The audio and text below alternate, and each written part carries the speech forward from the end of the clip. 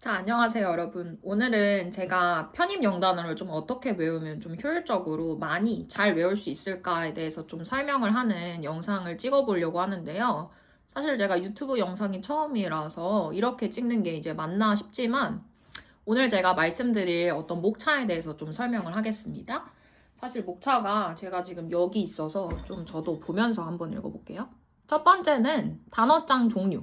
이제 두 번째는 하루에 몇 시간 혹은 몇 개를 외워야 되나. 세 번째는 몇 회독을 돌려야 되나. 네 번째는 어떻게 하면 좀 단어를 빠르게 열심히 잘 외울 수 있는가.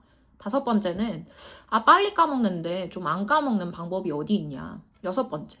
이건 또 친구들이 많이 하는 질문인데 단어를 약간 좀 느낌으로 외우는 게 좋은가? 아니면은 정확한 뜻으로 외우는 게 좋은가? 일곱 번째는 동의어나 다의어는 좀 언제부터 어떻게 좀 외우면 좋은가? 여덟 번째는 대학별 단어를 어떻게 정리하고 좀 어떤 스타일이 있는가? 아홉 번째는 깜지를 쓰는 걸 좀 어떻게 생각하시냐?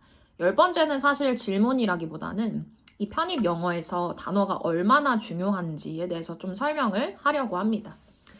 근데 그 전에 사실은 제가 누구인지를 먼저 공신력 있는 사람이라고 밝혀야 아마 제 말이 머릿속에 쏙쏙 들어오고 이제 이해도 되실 것 같아서 제 소개를 아주 간단하게 해보자면요. 저도 사실 이제 편입을 실제로 어릴 때 좀 겪었었죠. 이제는 진짜 정확하게 기억이 안 나는데 2019 학년도쯤에 이제 편입을 준비했었고요. 저도 1년 동안 학원에 다니면서 1년 내내 준비를 했었고 결국 이제 한양대를 붙어서 한양대를 졸업을 하고 사실 졸업하기 전 4학년 때부터 이제 강사를 학원에서 했었으니까요. 하면서 이제 제가 올해로 30살이 됐기 때문에 약 이제 5년에서 6년 정도 실제 학원에서 강의를 하고 있는 강사입니다. 제가 일하고 있는 학원은 김영 편입이고요. 김영 편입은 안에서 이제 여러 가지 분야의 선생님들이 좀 나눠져 있는데 저는 그 중에서도 논리 과목을 담당하고 있고 논리는 아무래도 좀 단어가 중요한 과목이다 보니까 제 말에 뭐 100% 신뢰하실 필요는 없지만 약간의 도움을 받을 수 있는 정도라고 생각을 합니다. 자, 우선은 첫 번째 질문입니다. 단어장 종류에 대해서 사실 뭐 학원 다니는 친구들은 고민이 크게 없을 수도 있겠지만은 혼자 공부하는 친구들 아마 고민이 좀 많으실 거라고 생각을 하는데요. 시중에서 알려져 있는 편입 영단어 책은 아주 크게 보자면 첫 번째는 보카 바이블, 두 번째는 MD 보카, 세 번째는 이제 김영 편입에서 다루고 있는 MBP입니다. 사실 제가 이제 학원에서 근무하고 있기 때문에 저는 주로 학생들한테 MBP를 추천하는 편입니다만 근데 사실 편입 영단어 책들이 그 세 가지가 제일 유명한데요. 서점에서 좀 구경을 해보시면 구성이 조금 다르고요. 그리고 좀 생김새도 다르고 어쨌든 좀 다른 면이 있죠. 뭐가 제일 좋냐, 뭐가 제일 나쁘냐를 좀 떠나서 저는 사실 그 세 개 중에 어떤 거든 상관없다고 생각하는 편입니다. 각각 이제 교재의 약간 좀 특징들을 보시자면요.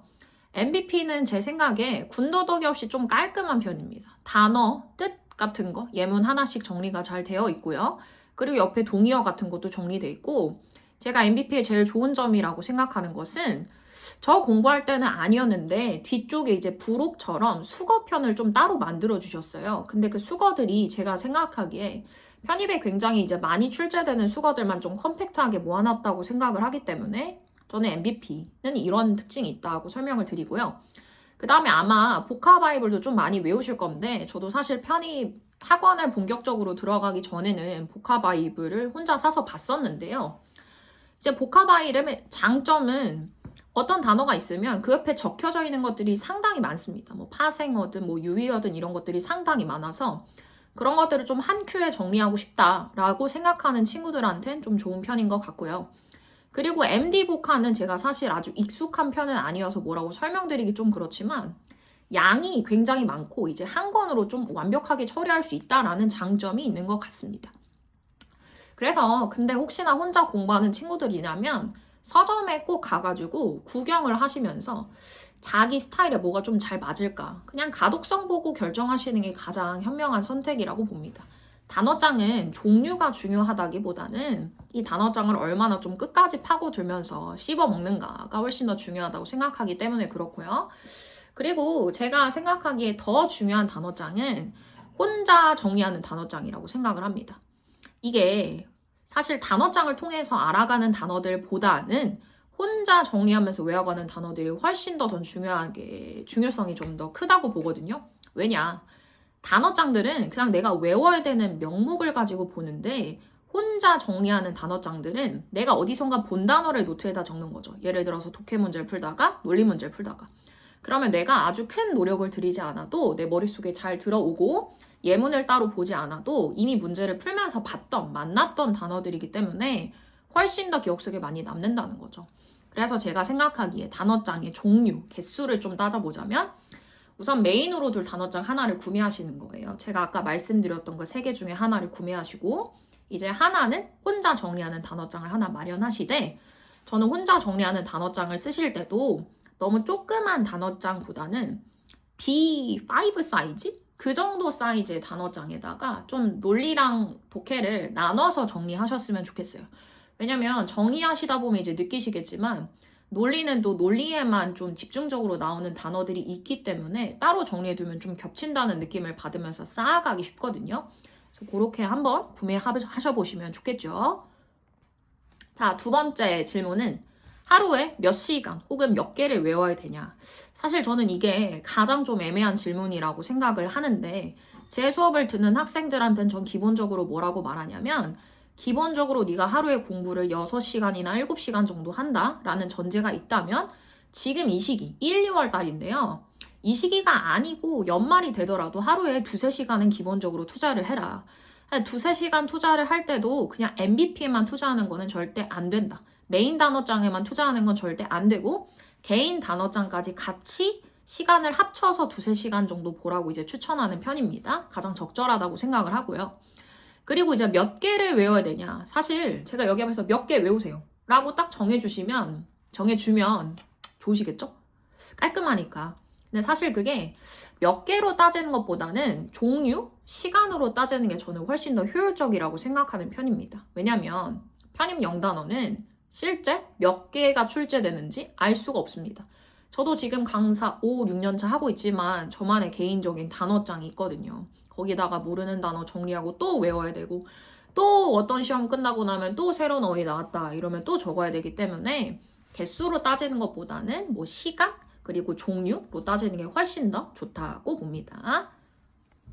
자, 3번째 질문은 단어장을 몇 회독 정도 해야 되냐. 우선은 개인적으로 정리하시는 단어장은 회독의 개념이라기보다는 정말 이 말이 진실인데요. 생각날 때마다 계속 보는 거예요. 내가 까먹은 것 같은데 또 보는 거예요. 뭐 이제 통근하시는 그런 뭐 버스나 아니면 지하철에서도 계속 보는 거고 생각날 때마다 보시는 거니까 몇 회독이라는 기준 없지만 우리가 이제 메인으로 두는 단어장은 몇 회독이라는 게 좀 중요하게 생각이 되실 수 있는데요. 제가 예를 들어서 합격한 학생들한테 물어봅니다. 너 이 단어장 몇 회독 한 거 같아? 라고 물어봤을 때 대답하는 친구 잘 없습니다. 왜냐면 단어를 어느 정도 열심히 하고 잘하는 친구들은 자기가 몇 회독을 했는지 세지 않을 뿐더러 몇 회독을 한지 모르는 상태가 돼야 단어가 머릿속에 완벽하게 들어옵니다. 근데 굳이 그걸 약간 좀 수로 좀 정해주세요 라고 한다면 제 생각엔 기본적으로 10회독 이상은 돌리셔야 된다 봅니다. 그래서 사실 이 말은 즉슨 또 어떤 말이랑 똑같냐면 1, 2회독 돌릴 때부터 내가 이걸 완벽하게 까먹지 말아야겠다? 그러니까 어떤 사람이든 저는 불가능하다라고 생각을 합니다. 그러니까 그런 거는 너무 욕심 부리지 마시고 내가 우선 기본적으로는 10회독을 향해서 간다 라고 생각을 하시면서 어떤 단어장 하나를 찐득히 파시면 좋겠습니다. 그 다음 이제 4번째 질문은 단어를 이제 어떻게 외우면 좀 더 빨리 효과적으로 외울 수 있냐에 대해서 이제 질문을 정말 많이 받는데요. 수업을 하면서도. 제가 항상 하는 말은 만약에 단어를 외우는 정말 마법과 같은 방법이 있었다? 그럼 저는 그 사람 정말 부자 될 거라고 생각해요. 제 생각에 단어는 노가다고 시간 투자고 얼마나 오랫동안 앉아서 그냥 지루해도 얼마나 오랫동안 얘가 성실히 보냐에 따라 단어 실력이 결정된다고 저는 개인적으로 생각을 하기 때문에 어떻게 외우면 좀 더 빨리 외우냐의 방법이 있을 수 있지만 우선 마법과 같은 방법은 없다라고 제가 말씀을 드립니다. 근데 우선은 조금 더 효율적으로 외우고자 한다면 저는 한 가지 원칙만 기억하셨으면 좋겠어요. 짧게 여러 번 보는 겁니다. 절대 길게 보지 마세요. 저는 단어를 좀 3단계에 따라서 좀 외워보라고 하는 편인데요. 첫 번째는 이제 메인 단어장을 보자면 메인 단어장을 보시면 어떤 단어책이든 단어 옆에 뜻도 좀 여러 개 적혀 있고 예문도 적혀 있고 뭐 파생어가 적혀 있다면 파생어도 적혀 있어요. 이제 그것을 외운다는 생각을 절대 하지 마시고 그냥 읽어보시는 거예요. 그냥 미용실에서 약간 잡지 보듯이 그냥 여러분이 어떤 거 읽듯이 절대 부담 없이 그냥 읽어보시는 겁니다. 정말 여러분 이렇게 진심으로 다해서 읽으신다면 그 과정 중에서도 몇 단어는 조금 외워질 수 있고요. 이제 두 번째는 한 번만 써보는 겁니다. 이 한 번 쓰는 과정에서 이 단어가 좀 어떻게 생겼나 나중에 헷갈리면 안 되니까 그리고 어떻게 좀 읽어야 되나 약간 좀 읊조려 볼 수도 있는 거고요. 그리고 한 번 쓰면서 약간 자기만의 시험지를 만든다고 생각하시면 좋을 것 같아요. 대신에 한 번 쓰실 때 순서에 맞춰서 쓰시지 마세요. 이게 왜 중요하냐면 자꾸 단어를 그냥 책에 있는 순서대로 옮겨서 쓰게 되면은 그 단어의 순서만 외우게 되니까 약간은 순서를 다르게 쓰면서 자기만의 시험지를 만드는 겁니다. 한국말 뜻은 제 생각에 안 적으셔도 될 것 같아요. 세 번째부터는 이제 반복하는 노가다 과정입니다. 여러분의 뭐 여러 가지 방법이 있으시겠지만 가리고 한번 외워보고 그리고 살짝 뭐 진짜 안 외워지는 단어라면 읊조려 보기도 하고 다시 한번 써보기도 하면서 가리고 덮고 하는 과정을 계속 거치시면 됩니다. 근데 이게 사실 말만 들으면은 저 사람 말 쉽게 하네 이렇게 생각하실 수 있잖아요. 근데 사실 단어에는 외운다는 뚜렷한 정해진 방법도 없을 뿐더러 조금 더 효율적인 방법만 있는 거니까 제 말을 참고사항으로 삼으시되 이런 거 저런 거를 여러분이 이제 경험을 해보시면서 가장 자신만의 최고의 방법을 찾는 게 좋겠다. 제가 이렇게 말하면 다들 학생들이 뭐야 별거 없네 이렇게 생각하시거든요. 근데 정말 별거 없습니다. 단어는 얼마나 자기가 시간과 노력을 투자했는지에 따라 결정되는 거라고 생각하니까 마법과 같이 어느 순간에 갑자기 이런 게 없다. 자, 다섯 번째는 단어를 빨리 까먹는데 어쩌면 좋냐. 정말 이런 거는 친구들이 말할 때 표정을 보면은 표정이 약간 자기가 바보라도 된 것 마냥. 근데 저는 거꾸로 그런 학생들한테 물어봐요. 아니 그러면 왜 안 까먹어야 되는데? 아 인간은 까먹을 수밖에 없어요. 아니 막상 엄마가 심부름 시킨 것도 지금 까먹는 그건데 어떻게 이 단어 내가 익숙하지도 않은 이 단어를 평생 동안 기억하겠나요? 그러니까 머릿속에 우선은 까먹어도 된다라는 편안한 마음을 가지되 까먹지 않기 위해서 노력을 하시면 되는데요. 어떻게 하느냐? 아 이것도 약간 답변이 시시하게 생각되실 수 있는데 누적밖에 답이 없습니다. 내가 남들보다 잘 까먹는 것 같아. 그러면 까먹는 만큼 복습하시면 돼요. 제 개인적인 이제 초반의 시작 단계에서 누적은 그렇게 막 복잡하진 않고요.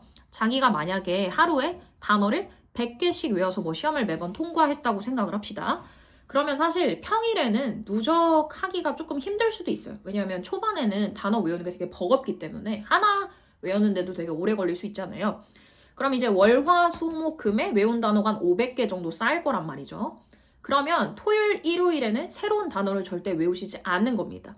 토요일, 일요일에는 평일에 봤던 단어를 쑥 한번 넘기면서 내가 잘 외워졌나? 확인했나? 이 생각으로 누적을 하시면 되는 거예요. 근데 이 누적 생각을 자기한테 약간 좀 익숙해졌다라고 생각을 하면 수요일에 한 번 더 그 누적 장기를 낑겨주는 겁니다. 월, 화에 외운 거 수요일에 한 번 누적해주고 목금에 외운 거 뭐 토요일에 한 번 누적해주고 이런 식으로 누적 스케줄은 자기 맘이에요. 자기가 좀 빨리 까먹는 편이다 하면은 자주 누적하시면 되고 아 그 정도는 아닌데 하면 뭐 주말에 누적하시면 되는데 요거는 또 전 좀 공부는 시행착오가 필요하다고 생각하는 편이어서 이것저것 좀 초반에 시도를 많이 해보시고 자신만의 좀 적절한 누적 스케줄을 찾아보셨으면 좋겠습니다. 까먹는 데는 방법이 없어요. 그냥 누적할 수밖에 없다. 답답해도 어쩔 수 없다. 자, 여섯 번째. 사실 단어를 약간 좀 느낌으로 외우는 게 좋냐 아니면 좀 정확한 뜻으로 외우는 게 좋냐라고 물어보시는데 사실 이거는 양자택일의 문제라기보다는 두 가지를 같이 가져가야 된다라고 생각을 합니다. 근데 약간 이게 느낌으로 외우는 친구들의 아주 크나큰 문제가 있어요. 단어를 느낌만 외우고 무슨 뜻인지 물어보면 모른다는 겁니다. 야, 이 단어 무슨 뜻이니? 라고 물어봤을 때 그냥 플러스요, 마이너스요. 약간 어떤 뜻 같아요? 라고 생각하는데 근데 실제 그게 무슨 뜻인지는 모른다는 거죠. 그래서 두 개 중에 하나만 제발 선택을 해주세요. 라고 한다면 저는 정확한 뜻으로 외우는 게 훨씬 더 중요하다고 생각을 합니다. 이 단어의 방향성만 기억하면 답을 틀릴 확률이 논리에서도 독해에서도 심지어 어휘 문제에서도 굉장히 커집니다. 그런 걸 좀 미연에 방지하기 위해서 어떤 단어를 누가 갑자기 당황스러운 순간, 예를 들어 뭐 갑자기 수업 시간에 선생님 짚어서 물어본단가? 아니면 일어나자마자 누가 너한테 물어봐요. 그러면 그때도 대답할 수 있을 정도의 정확한 그 단어 뜻을 좀 외워주시면 좋겠다라는 거죠. 그 다음에 이제 7번째는 사실 얘는 초반에 많이 하는 질문 아니고요. 이제 동의어, 다이어를 좀 어떻게 외우냐는 대충 한 여름 때부터 친구들이 많이 하는 질문이기는 한데요. 예를 들어 다이어를 보자면 제가 지금 생각나는 가장 중요한 다이어는 오늘 수업 시간에도 이제 했었지만 첫 번째는 컨트랙트. 컨트랙트가 실제로 저는 3가지 뜻으로 좀 나눠서 외워라 라고 하는 편인데요. 첫 번째는 계약하다 라는 뜻이 있습니다. 두 번째는 수축하다 라는 뜻, 줄어들다 라는 뜻이 있고요. 이제 3번째는 병에 걸리다 라는 뜻이 있습니다. 근데 이 3가지 뜻이 굉장히 연관이 잘 되지 않잖아요. 한국인 입장에서는. 근데 그렇다고 유래를 내가 이렇게 다 찾아볼 수도 없고요. 입시 공부인데. 그래서 저는 이제 지금 이 시기, 1, 2월 달 뭐 초반 시기에는 다이어는 선생님들이 수업 시간에 뭐 인강을 보시든 아니면 뭐 그냥 정말 종합반을 들으시든 강의에서 알려주시는 다이어 정도만 외워도 저는 충분하다 생각을 하고요. 그리고 하나 더 기준이 있다면 내가 이 단어를 봤는데 첫 번째 뜻을 이미 알아요. 그럼 땡큐? 그냥 넘어가는 게 아닙니다. 그거 너무 약간 파렴치한 태도. 두 번째 뜻까지 외워주시면 됩니다. 첫 번째 뜻을 안다면 두 번째 뜻까지. 다이어는 그 정도만 좀 신경 써주시면 되겠고요. 그리고 단어 중에 실제로 다이어가 아닌 경우들도 좀 있어요. 뜻을 여러 가지 보시면 은근히 뜻이 겹치는 것들도 있습니다. 그런 것들은 너무 복잡하게 다이어라고 생각하지 마시고 그냥 문맥에 들어갈 때마다 약간 좀 유연하게 해석해 봐야지 라는 생각도 해주시면 좋을 것 같고요. 그리고 동의어는 저는 초반에 외우는 걸 추천하지 않습니다. 어떤 단어장이든 표제어가 있으면 옆에 동의어가 막 이것저것 많이 적혀있죠. 어차피 지금 그 동의어 읽어도 모르잖아요. 심지어 그 동의어 밑에다 뜻 다 쓰고 있지? 않을 거잖아요. 어차피 뜻도 똑같은데. 근데 이제 마지막이라기보다는 여름쯤 되면 이제 동의어를 살짝 좀 건드려줄 때가 왔는데 그 동의어를 보실 때도요. 이 단어, 표제어를 보고 그 동의어를 봤는데 매치가 돼. 짝꿍인 것 같아. 너무 어울려. 그런 느낌이 와요. 동의어는 필로 느끼는 거라 봅니다. 그런 느낌이 오면 그냥 넘어가시면 돼요. 이거 동의어 맞다. 근데 가끔 어떤 동의어들은 표제어랑 동의어를 봤는데 매치가 안 돼. 이거 절대 동의어라 부를 수가 없을 것 같은데 어떻게 이게 동의어야? 라는 느낌이 드는 놈들이 있거든요. 그 놈들은 한번 사전에 찾아보고 예문도 보시고 하시면 되는데요.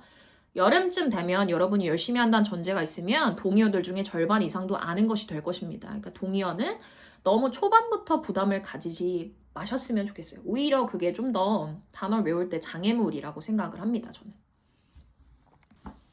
자, 그 다음에 벌써 8번째인데요. 대학별 단어. 이게 사실 편입은 수능처럼 한 가지 시험지만 있는 게 아니라 학교마다 유형이 좀 여러 가지고 스타일이 좀 되게 다른 학교들이 많기 때문에 학교별로 단어를 내는 좀 출제 기조도 있습니다. 제가 약간 좀 예시를 들어보자면 이화여대는 반이어 고르는 문제도 내고요. 그리고 홍익대는 매년 단어를 기록갱신할 정도로 정말 어려운 단어도 많이 내는 편이고요. 뭐 단국대는 학교 이름에 비해서 단어를 살짝 좀 어렵게 그리고 단어를 10개 이상 좀 많이 내는 편이기도 하고요. 그리고 냈던 단어를 되게 자주 내고 이런 학교들도 있습니다만은 그런 대학별 단어장은 지금부터 어떻게 해야 되나라는 고민보다는 나중에 여름쯤 이후 가을쯤부터 어떤 학생들이든 기출문제를 풀게 되는데요. 그런 기출문제를 풀면서 학교별로 단어를 잘 정리해 주시면 됩니다. 어휘에 나온 단어, 논리에 나온 단어, 독해에 나온 단어 잘 정리를 해주시고 그걸 이제 어디에 가져가느냐. 열심히 그 학교 가기 전에 보시고 그 학교 가는 날에 아침에 이렇게 좀 복기를 하시면서 가시면 좋은 거죠. 그래서 지금부터 대학별 단어가 어떤가 그런 거를 신경 쓰실 필요는 저는 없다고 봅니다. 초반부에는 그냥 메인 단어장과 혼자 정리하는 단어장 위주로 가시는 게 가장 좋다. 그리고 9번째. 이거는 친구들이 고민거리예요, 굉장히. 이제 아마 고등학생 때까지는 수능 때까지는 편입만큼 단어량이 그렇게 막 많지는 않은 편이기 때문에 깜지를 써서 외우는 친구들이 상당히 많단 말이죠. 저도 그랬었고요. 근데 그리고 저도 편입 때 이제 들어와서 딱히 전 정보가 없었기 때문에 저도 한 3월달까지는 그냥 막 연습장 찢어가지고 깜지 쓰면서 단어 외웠던 것 같아요. 근데 사람이 깜지를 쓰면 이렇게 앞에 뭔가 보이기 때문에 실질적으로 내가 썼다는 게 보이잖아요. 그럼 되게 잘 외워진다는 생각이 들어요. 근데 실제 아니에요. 손만 아프고요. 여기 막 까매지고 여기 굳은 살 생기고 막 이래요. 그것보다는 아까 제가 앞에서 말씀드렸던 대로 말했던 대로 그냥 짧게 여러 번 그 깜지 쓸 시간에 여러 번 보는 게 훨씬 더 전 효과가 좋다라고 합니다.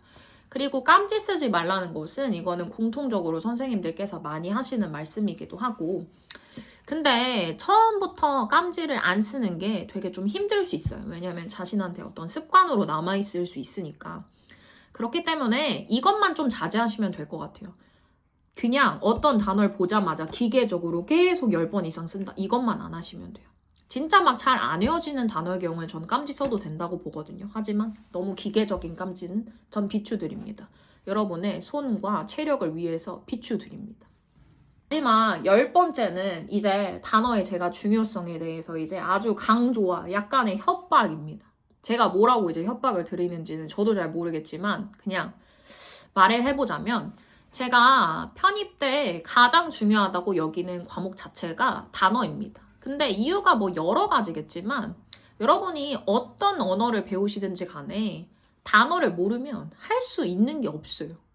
그냥 의사 표현도 못하고요. 뭘 읽지도 못하고요. 뭐 쓰지도 못해요. 근데 단어라도 할 수 있으면 사람이 약간 자신감이 붙거든요. 말도 할 수 있고 이게 정확히 무슨 소린지 몰라도 약간 뉘앙스 정도는 파악을 할 수 있다라는 말이죠.